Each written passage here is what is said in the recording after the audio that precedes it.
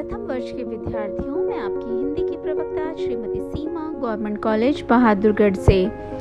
विद्यार्थियों, आज हम पढ़ेंगे भक्ति काल को हिंदी साहित्य का स्वर्ण युग क्यों कहा जाता है और ये जानेंगे कि भक्ति काल सर्वोत्तम क्यों है। आइए जानते हैं। डॉक्टर श्याम सुंदर दास ने हिंदी साहित्य के भक्ति काल को सर्वश्रेष्ठ काल घोषित करते हुए कहा है, जिस युग में कबीर, जायसी, तुलसी, सूर जैसे रस सिद्ध कवियों और महात्माओं की दिव्य वाणी उनके अंतःकरणों से निकलकर देश के कोने कोने में फैली थी, उसे साहित्य के इतिहास में सामान्यतया भक्ति युग कहते हैं। निश्चित ही वह हिंदी साहित्य का स्वर्ण युग था। आज भी ये भक्ति साहित्य एक साथ हृदय, मन और आत्मा की भूख को तृप्त करता है। अतः इसे स्वर्ण युग कहने में किसी प्रकार की हिचक नहीं होनी चाहिए। वस्तुतः उसी साहित्य को स्वर्ण युगीन कहा जा सकता है जिसका संदेश सर्वकालिक और सार्वदेशिक होता है। ऐसा साहित्य उस देश की संस्कृति और सभ्यता से संबद्ध होता है। ऐसा साहित्य विशाल भावना और विशद विचारों पर आधारित होता है। उसमें सामान्य जीवन के सुख दुख का वर्णन होता है। स्वर्णयुगीन साहित्य सदैव सत्यम, शिवम, सुंदरम की त्रिवेणी में स्नान करता है। उसमें आदर्श और यथार्थ तथा भाव एवं कला का ऐसा अनुपातिक समन्वय रहता है जो अपने आने वाले समय के लिए एक स्थायी मापदंड बन जाता है। स्वर्णयुगीन साहित्य का स्वरूप निर्धारित हो जाने के पश्चात जब हम उसकी अन्य कालों से तुलना करते हुए उसकी विशेषताओं पर प्रकाश डालते हैं तो निश्चित रूप से ये काल हिंदी साहित्य का स्वर्ण युग कहलाने का हकदार हो जाता है। ये तथ्य यही प्रमाणित करते हैं कि भक्तिकालीन हिंदी साहित्य हिंदी भाषा का स्वर्ण युग था। आइए जानते हैं उन तथ्यों को। पहला, पूर्ववर्ती तथा परवर्ती कालों का सर्वश्रेष्ठ काव्य। हिंदी साहित्य में संवत 1375 से 1700 तक के कालखंड को भक्ति काल के नाम से जाना जाता है। जब हम इसकी तुलना हिंदी साहित्य के अन्य कालों से करते हैं तो यह उन सबसे श्रेष्ठ काल साबित होता है। हिंदी का आदिकाल वह काल है जिसमें लिखी रचनाएं कुछ तो अप्रामाणिक हैं, कुछ अपभ्रंश भाषा में रचित हैं, तो कुछ उस काल का ही प्रतिनिधित्व नहीं करती। यही नहीं, उस काल के साहित्य में व्यापक राष्ट्रीयता तथा मानवीय भावनाओं का भी नितांत अभाव है। दूसरे, रीतिकाल केवल श्रृंगार काल है। ये भी भक्ति काल के आगे कहीं नहीं ठहरता, क्योंकि यहाँ कविता बाहरी प्रदर्शन की वस्तु होकर रह गई है तथा उसका भाव पक्ष दब गया है। हाँ, आधुनिक काल अपनी व्यापक रचनाओं, गद्य पद्य के कारण अवश्य इसके समकक्ष आने की होड़ में है, परंतु उसमें भी विश्व साहित्य के भाव नहीं है। अगला, भक्ति काल स्वांतः सुखाय का काव्य। भक्ति काल के कवि दरबारी कवि नहीं थे और ना ही वे किसी को प्रसन्न करने के लिए काव्य रचना करते थे। उन्होंने जिस काव्य की रचना की वह स्वयं की प्रसन्नता के लिए की, परंतु उनका यह काव्य लोक मंगल और लोक प्रसन्नता का पर्याय बन गया, जिसने समाज को आनंद और उल्लास प्रदान किया।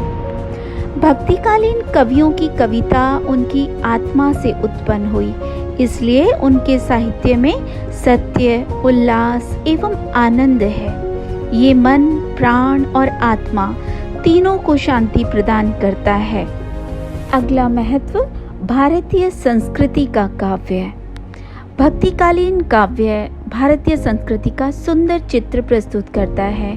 इसमें धर्म, दर्शन, संस्कृति, सभ्यता, सगुण, निर्गुण, भक्ति, ज्ञान, कर्म, योग, उपासना, आध्यात्मिकता के भव्य चित्र समाहित हैं। भक्तिकालीन साहित्य तत्कालीन जनता का उन्नायक, प्रेरक एवं उद्धारता है।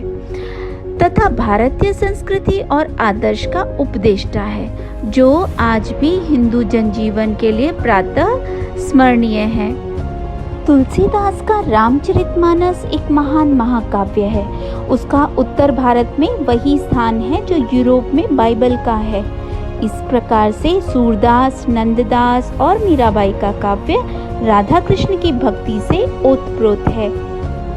दूसरी ओर कबीर और सूफी कवि जायसी ने हिंदू मुस्लिम एकता स्थापित करने का भरसक प्रयास किया। इन कवियों के कारण ही भारतीय संस्कृति का निर्माण हुआ। अगला महत्व समन्वय की भावना। समन्वय की प्रवृत्ति भक्ति काल की प्रमुख विशेषता है। इस युग में निर्गुणोपासक संत यदि हिंदू मुसलमानों में भावात्मक एकता पैदा करके राष्ट्रीय समस्या का समाधान खोज रहे थे, तो सूफी कवि विभिन्न भारतीय धर्म साधनाओं की अवधारणाओं को ग्रहण करके भारतीय जनता को उदारता पूर्वक अपनाते हुए आत्म प्रसार के लिए व्यापक समन्वय के मार्ग को अपना रहे थे। इसी प्रकार सगुणोपासक राम भक्त कवि, विशेषकर तुलसीदास, निर्गुण सगुण, ज्ञान भक्ति, स्वर्ण शूद्र, द्वैत अद्वैत का समन्वय करने में लगे हुए थे। वहीं कृष्ण भक्त सूरदास एक ऐसे भक्ति सिद्धांत का प्रतिपादन कर रहे थे जहां राजा प्रजा, स्त्री पुरुष, स्वामी सेवक, ब्राह्मण शूद्र, ज्ञानी अज्ञानी, कुलीन अकुलीन आदि के भेद भाव अपने आप समाप्त हो जाएं। इस प्रकार समस्त भक्तिकालीन साहित्य समन्वय की विराट चेष्टा को फलीभूत करता है। अगली विशेषता आदर्श समाज की स्थापना। भक्तिकालीन साहित्य का महत्व सामाजिक दृष्टि से भी है। तत्कालीन समाज जो टोने टोटकों, विभिन्न आडंबरों, जाति पाति के भेदभाव के कारण विकृत हो चुका था, संत कवियों ने अपनी अक्खड़ता से उसकी बुराइयों को दूर किया। सूफी कवियों ने प्रेम की पीड़ काव्य के द्वारा हिंदू मुस्लिमों के भेदभाव को मिटाया। सूरदास ने समाज का रंजन किया। यही नहीं, तुलसीदास ने तो अपने रामचरितमानस के द्वारा एक ऐसे समाज की स्थापना की जो पूर्ण रूपेण आदर्श था। उनका यह महाकाव्य भाई भाई के आदर्श, पति पत्नी के आदर्श, माता पिता पुत्र के आदर्श तथा मर्यादाओं का विराट रूप प्रस्तुत कर एक आदर्श समाज की स्थापना करता है। अगला महत्व उच्च कोटि का साहित्य। भक्तिकालीन साहित्य केवल भक्ति से ही संबंध नहीं था, अपितु इस युग का काव्य अपने विभिन्न काव्य रूपों की दृष्टि से भी श्रेष्ठ है। तुलसीदास का रामचरितमानस राम भक्ति का प्रतिपादक ग्रंथ होने के साथ एक श्रेष्ठ महाकाव्य भी है। सूरदास का सूरसागर वल्लभाचार्य द्वारा बताए गए पुष्टि मार्ग की महिमाओं का निबंधन करने के साथ एक श्रेष्ठ गीति काव्य भी है।